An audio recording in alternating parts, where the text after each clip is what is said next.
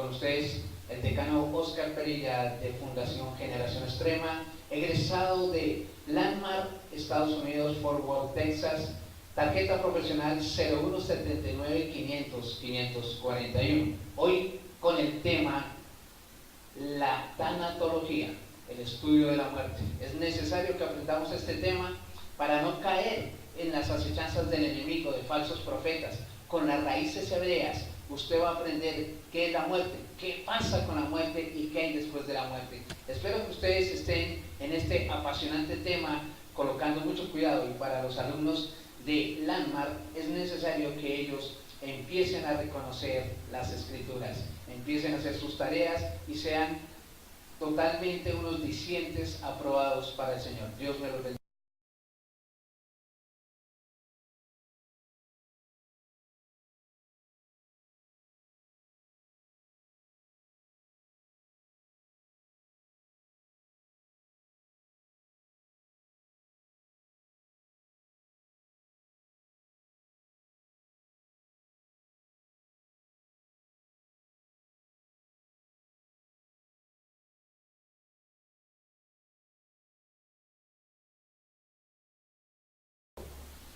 Buenas tardes a los alumnos de Landmark Colombia y todo aquel que quiera entrar a estudiar en el Instituto Landmark acá en Colombia puede hacerlo de la siguiente manera. Estamos por YouTube, IC.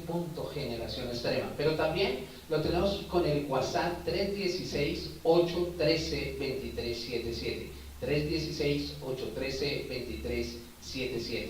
Bueno, en este tema, empezando a reconocer las escrituras, de donde quiere el Señor llevarnos cada día más en su presencia por medio de las raíces hebreas, a conocer cada día lo que quiere mostrarnos en el Evangelio. ¿Cómo empezó la muerte en el mundo? ¿Cómo empieza a tener para muchos ese final catastrófico que nos toca pasar a todo el mundo si no ha llegado el Señor? Cuando llegue el Señor, algunos no conocerán muerte, pero nosotros sí. La vida empieza allá, si ustedes se acuerdan, cuando en Génesis 1:26, para el hombre dijo el Señor: hagamos al hombre a nuestra imagen y semejanza. Ahí empezó la vida. La vida empieza con ese precioso aliento del Señor, y le colocó Nefesh Hayia. Nefesh Hayia quiere decir persona viva. Ese Nefesh Hayia es persona viva. Persona. Muchos evolucionistas están hablando de que nosotros venimos del mico, pero créame, hermano, nosotros no somos animales. La Biblia declara que fuimos hechos seres. En Génesis 2:7 dice: entonces Jehová Dios formó al hombre del polvo de la tierra y sopló en su nariz aliento de vida, y fue el hombre un ser viviente. Ojo, igual, un ser viviente. No dijo un animal, un ser viviente, tripartito, formado en tres partes. Basar, cuerpo, en hebreo basar es cuerpo. Nefer es alma, y Ruach, espíritu. Basar, cabeza, tronco y extremidades. Nefer, emoción, voluntad y sentimientos, el intelecto, lo que usted ha aprendido terrenalmente. Y Ruach, salvación, intimidad y comunión. Como usted ve, somos seres tripartitos, seres que realmente están divididos en tres, no como muchos dicotómanos que dicen que el alma no la encuentran, porque los psicólogos, ustedes saben que llegan hasta la psiquis, no más allá. No pueden llegar al espíritu, porque para entrar en el espíritu es necesario algo, creer.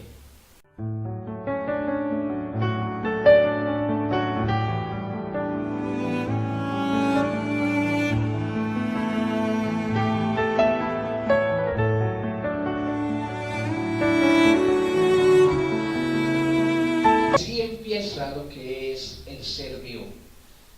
lo que Dios dio, lo que Dios formó, para enseñorear la tierra. Pero Hasatán, acuérdese, Hasatán en hebreo es Satanás, Hasatán, instó a la mujer en ese momento, en Génesis 3, 23 y 24, ustedes se acuerdan de él, y empieza la muerte, dice la palabra de Dios, y los sacó Jehová del huerto del Edén, para que labrasen la tierra, de que fue tomado, y el 24, echó pues fuera al hombre y lo puso al oriente del huerto del Edén, y colocó querubines, una espada encendida, que se revolviera en todos los lados, para que guardasen el árbol de la vida. Así empezó también la muerte, porque muerte, como dice tanatología, la tanatología, ¿qué es? Separación. Tánatos viene del griego tánatos, que quiere decir separación, la separación, o sea, muerte, separación.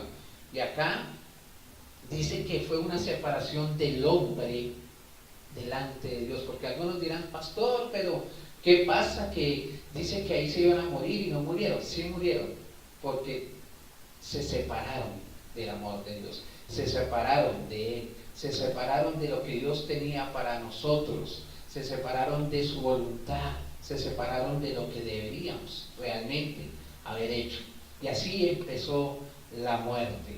Pero vamos a seguir profundizando en...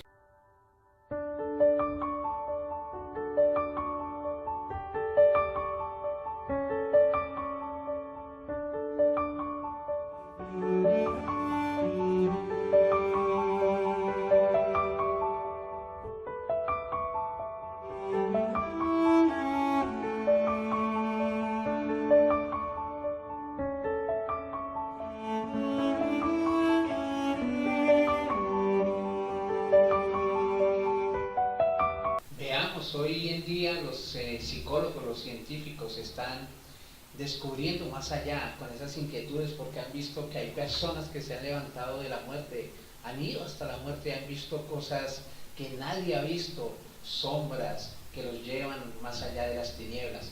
Otros están viendo una luz, un túnel, y es necesario que aprendamos realmente lo que es la muerte. Hoy en día los científicos están declarando que la muerte es real. Veamos este reportaje. Según la ciencia progrese, podemos ir llevando más allá esos límites y comprender qué es la muerte. Creo que el progreso de la ciencia dará respuesta a la pregunta de qué sucede cuando morimos, y eso es lo que hemos empezado a hacer con este estudio a nivel mundial. Realmente lo más sorprendente es que la gran mayoría de las experiencias, estas experiencias cercanas a la muerte, son de carácter universal. Es decir, que esta la constancia de datos que refieren y la exactitud con que te narran, que uno ya directamente tiene que despejar la incógnita de ¿nos estará diciendo algo de su imaginación? Da la sensación de que lo hemos visto en todas las culturas, a lo largo de todas las épocas, todas las edades, todas las ideologías, y la constancia es absoluta, ¿no? Entonces, ¿qué significa eso? ¿Qué significa eso? Significa eso realmente que no nos queda más remedio que sospechar que la mente, efectivamente, y el cuerpo son dos cosas que pudieran disociarse, pudieran existir, aunque fuera por un periodo de tiempo corto, separadamente. Pero fíjate, hay uno de los casos que ha estudiado Samparnia que echaría por tierra esa hipótesis, porque él estudia un paciente que vuelve, que resucita, y dice que ha estado con un familiar difunto. Un familiar que, aunque él no lo sabía, había muerto la semana anterior y resultaba ser su hermana. Su hermana que le venía a buscar. Y él identifica y dice, es imposible, si mi hermana está viva. No le habían dicho que la hermana había fallecido una semana antes y ella vuelve para buscarle. Con lo cual ya no sería a nivel celular, porque él está identificando un familiar que tiene la conciencia de que está vivo en ese estado. Entonces no sería tampoco una cosa a tener en cuenta, ¿verdad? Porque parece que los familiares que nosotros sabemos que se han ido, y cualquiera que haya estado al lado de un moribundo empiezan a llamar a personas fallecidas, a su padre, a su madre, a su abuela, incluso amigos de la infancia que parecen volver para buscar a esas personas. Nosotros podemos explicar desde un punto de vista científico hasta el momento prácticamente del túnel. De hecho, ya Kluver en los años 30 certificó 4 tipos de alucinaciones debido al apagón sensorial que vamos sufriendo, ¿no? En espiral, en red, en tela de araña, y justamente la 4ª es en túnel. Pero más allá del túnel, justamente tenemos algunos compañeros que de hecho están trabajando en el reencuentro con familiares. Todos hemos conocido, yo creo que es una experiencia más. Lo que sucede es que esto de manera social como que se oculta, cierto prurito, cierta vergüenza el comentarlo públicamente, pero que si todos conocemos a aquel familiar que semanas, que días antes de fallecer, justamente, aparentemente, tuvo unas visitas de su madre, de su padre, que con amplias conversaciones, y todos evidentemente decían, bueno, es parte de la enfermedad, pero también, como bien dice Mariano, forma parte de esa fisiología, de esa experimentación que todos sufrimos. El reencuentro con familiares, y que en algunos casos, como bien dices, dicen, no, todavía no es el momento, vas a aguantar un poquito más, y se retrasa ese fallecimiento semanas o a veces meses. Pero fíjate, en cambio hay un estudio que dice que todas las personas que ven familiares cuando están enfermos, el 80% al final, en un plazo de 2 meses, fallece también. Así es, sí. Así es. Y también debemos echar por tierra el que la sensación necesariamente es placentera. También hay un, afortunadamente, mínimo número de casos que en ese túnel, aparte de esa luminosidad y sensación agradable, pues al parecer lo pasan fatal. Es decir, ven, no voy a decir demonios, pero casi, es decir, figuras antropomorfas, monstruosas, que de alguna manera les hacen llenar de temor. Justamente también son aquellas que pensamos prestarles atención en la asociación porque necesitan atención psicológica. Es que realmente en esa situación de frontera, realmente no podemos decir que ha muerto la persona, puesto que después vuelve. Que está en una situación entre la vida y la muerte, por eso hablamos de experiencias cercanas a la muerte.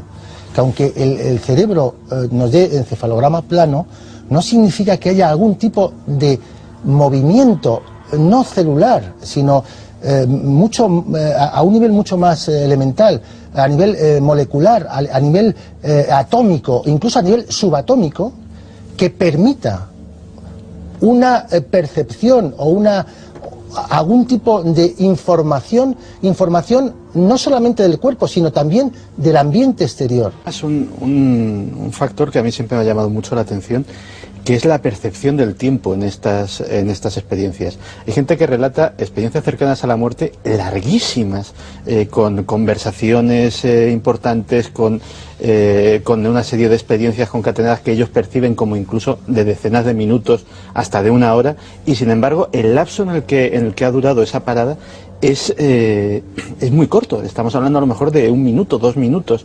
¿Eso tenéis algún tipo de explicación para ello? Claro, es que realmente en la experiencia se pierde el sentido del tiempo.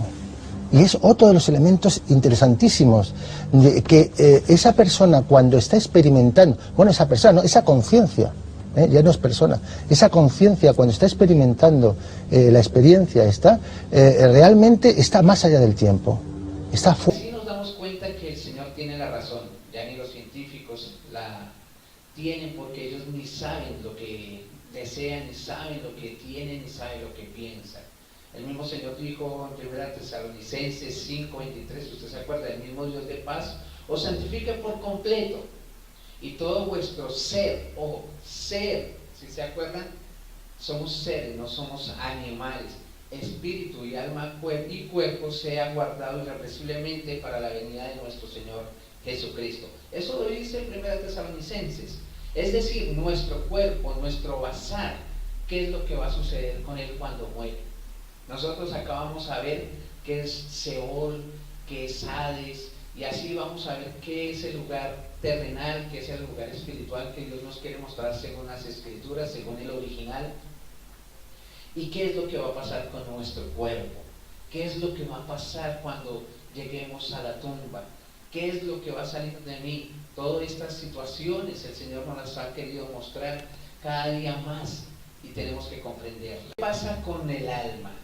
El alma sale volando. Job lo dijo, lo dice Santiago 2:26 textualmente. Lo está ratificando los científicos con cada día más el complemento de lo que está sucediendo clínicamente. Eso es lo que está pasando hoy en día con lo que es la muerte. De hecho, muchos habrán oído de esta especie de película por la cual pasa la vida delante de uno. Muchas diapositivas, ¿no? Efectivamente, pero claro, las memorias empiezan a saltar. Se construyen redes neuronales que en un momento dado se encontraban en desuso o que se da otra utilización.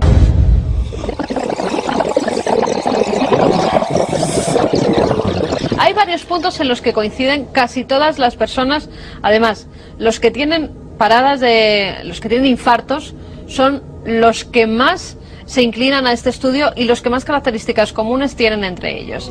Primero, el paciente se siente flotar, o él o el cuerpo, es decir, lo mira desde arriba, como si fuera desde una forma alejada. Por eso han puesto ahora las fotografías, lo que quieren que vea desde arriba, que también hay una cosa, si nosotros estamos en esa experiencia tan brutal que me imagino que tiene que ser, nos vamos a fijar en una fotografía que nos ha puesto.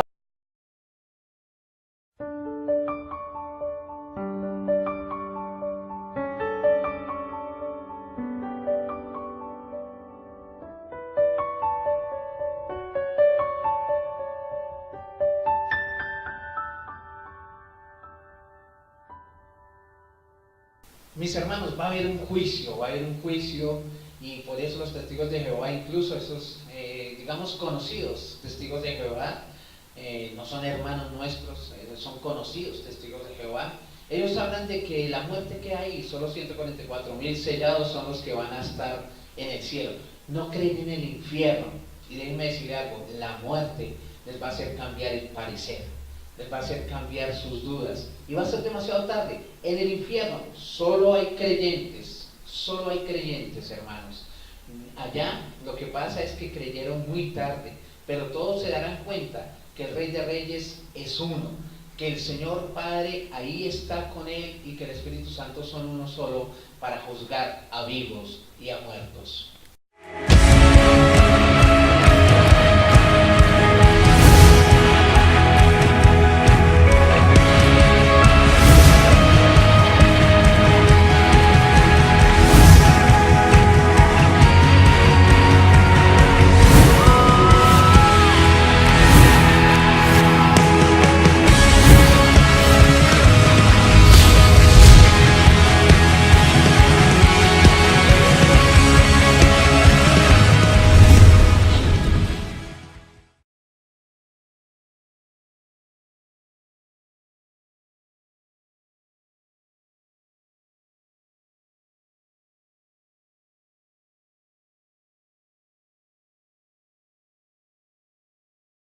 Bueno, hermanos, así podemos ver que ellos creen que el infierno es una alegoría, pero vamos a aclarar hoy que no, vamos a darle a conocer que no, y que si ellos no se arrepienten irán directamente allá, como todo o como cualquier falso profeta que esté hablando cosas que no son, como los pastores que se están llenando de dinero y no están haciendo la obra.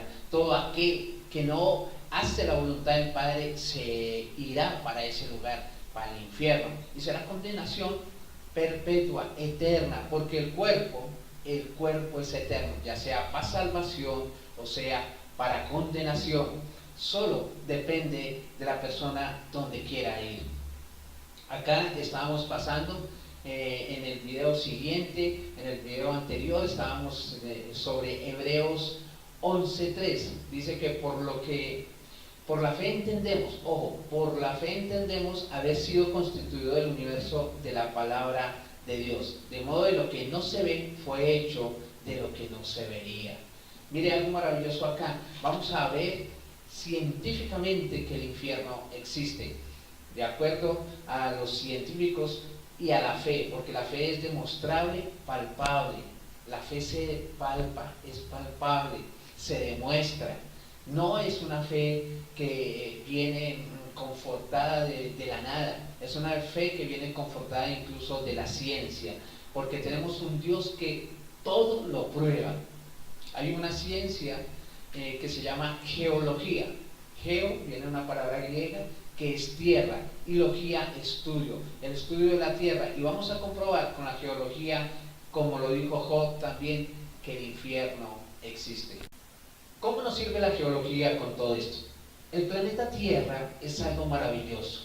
El planeta Tierra está dividido en 3 partes también, 3 partes. Sí, está en la corteza, manto y núcleo.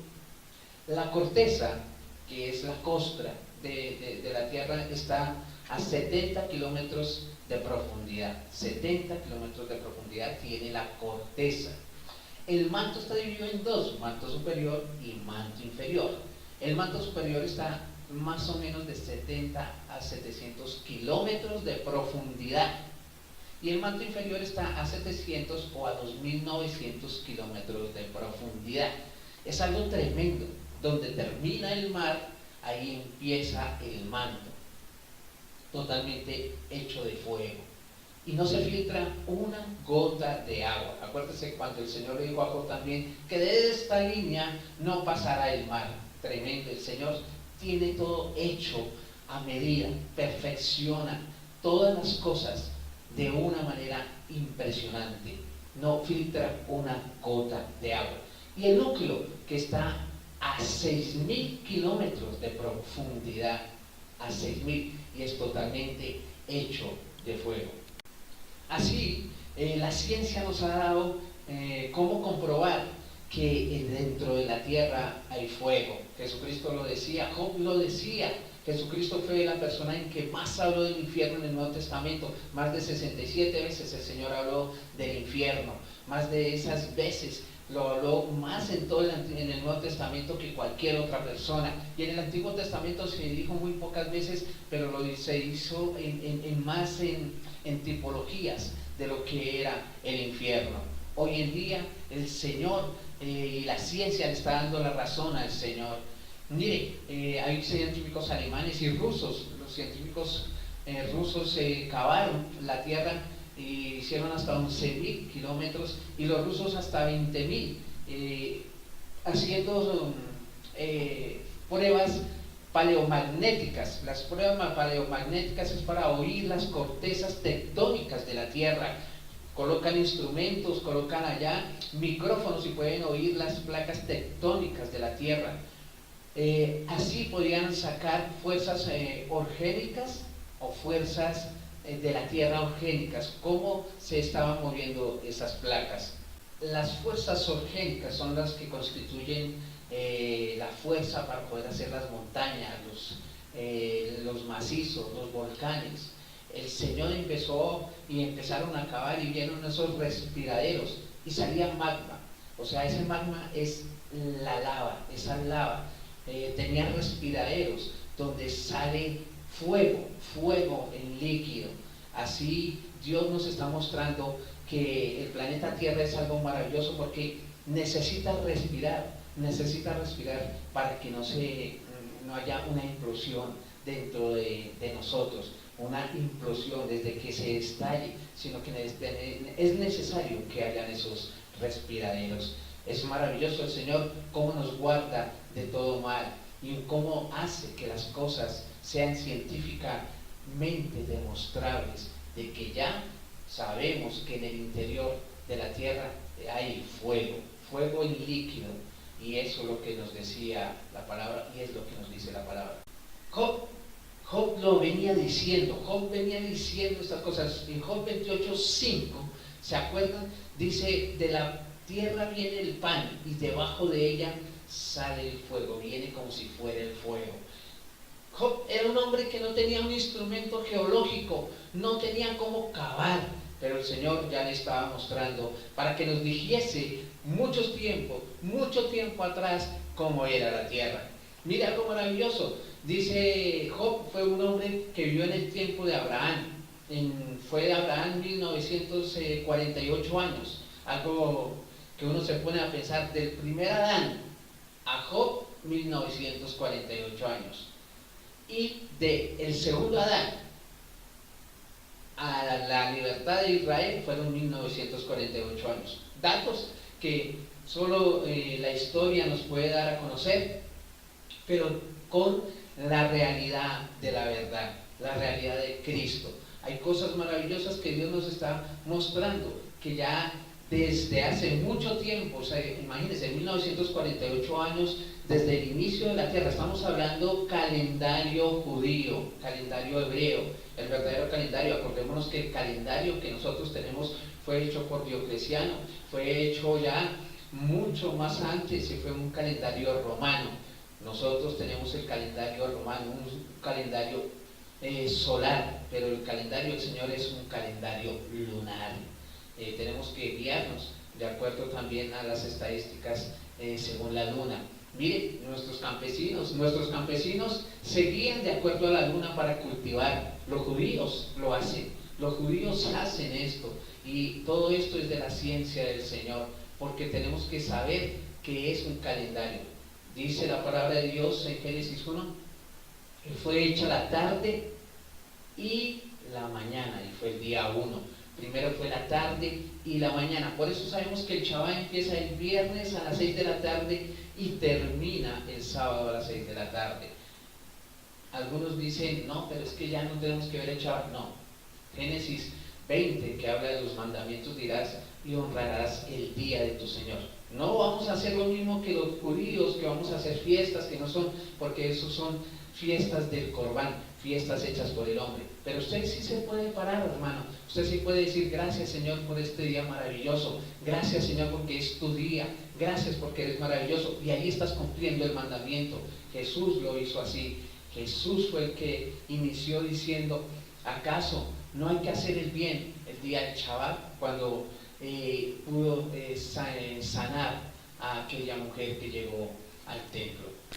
Bueno, ya que iniciamos el tema, acordémonos entonces lo difícil que el que no se arrepiente se irá a ese lugar. Pero para llegar realmente a conocer la muerte tenemos que irnos al original, a la raíz.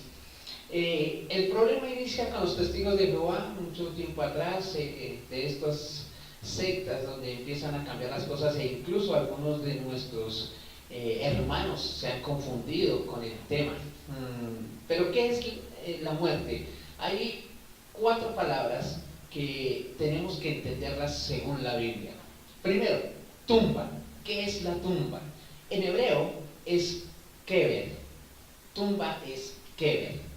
Viene de el plural keverim, varias tumbas. ¿A dónde enterramos nuestros muertos? En la tumba, en el kever, decían los hebreos.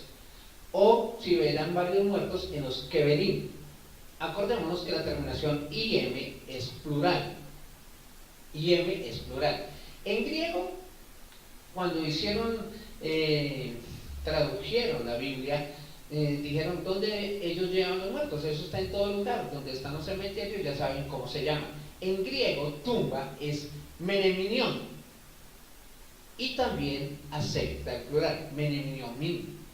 Meneminiomín es el plural de menimión, tumba. El problema acá es cuando los testigos de Jehová o las personas cambian lo que es la parte física, tumba, tanto en el hebreo como en el griego, como tumba en la parte espiritual, que son 2 palabras diferentes.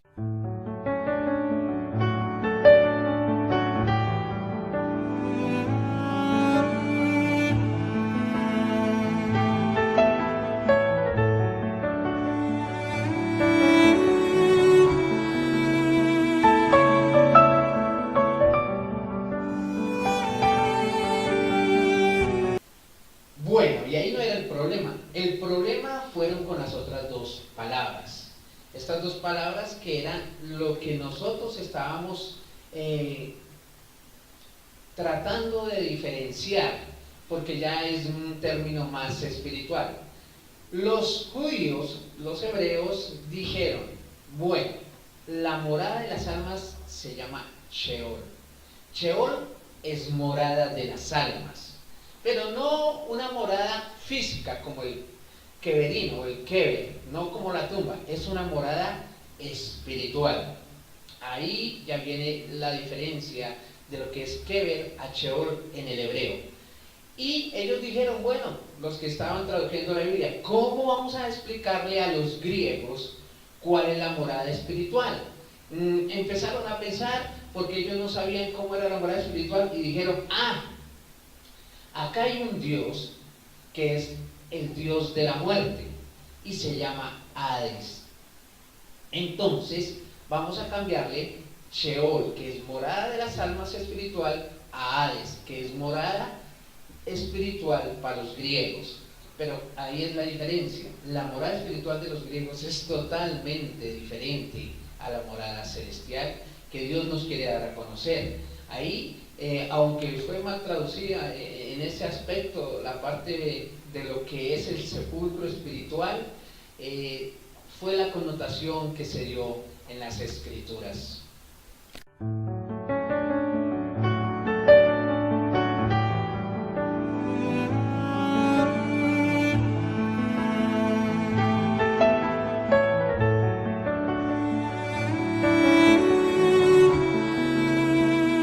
Esta es la diferencia en que estos testigos de Jehová con Rosenberg, después de que se unieron de sus sectas, empezaron a cambiar todo. Ellos no creen en la palabra infierno. Incluso los católicos dicen que Jesucristo padeció ante Poncio Pilato, fue muerto y sepultado y bajó al tercer día a los infiernos. Ellos mismos lo dicen. Ahorita un católico que no crea en el infierno no está ni profesando su propia fe. Entonces, el infierno existe, y ahí es donde va la connotación del Señor en el infierno. Más adelante estaremos viendo cada momento en que qué va a pasar con el alma cuando llega al Kever, a esa tumba, y después entra el Sheol. Jesús fue al Sheol, descendió a las profundidades más bajas de la tierra, que ya vimos. Estamos hablando prácticamente más de 6.000 kilómetros bajo la tierra, que es lo que está en las profundidades. Hermanos, si usted no quiere creer en el infierno, un día se despertará y estará en él. Las Escrituras son claras, son concisas, y mi Dios, mi Padre precioso, eterno, que está delante de nosotros, nos guardará en victoria, y cada día estaremos más llevando lo que es el conocimiento de la muerte. El siguiente programa estaremos profundizando lo que es la tanatología. ¿Qué va a pasar con nuestra alma? ¿Qué va a pasar con nuestra emoción, voluntad, sentimientos? Creeremos en nuestra familia, veremos nuestra familia allá, nos conoceremos. Todo esto lo estaremos profundizando en lo que es tanatología bíblica. Dios me lo bendiga.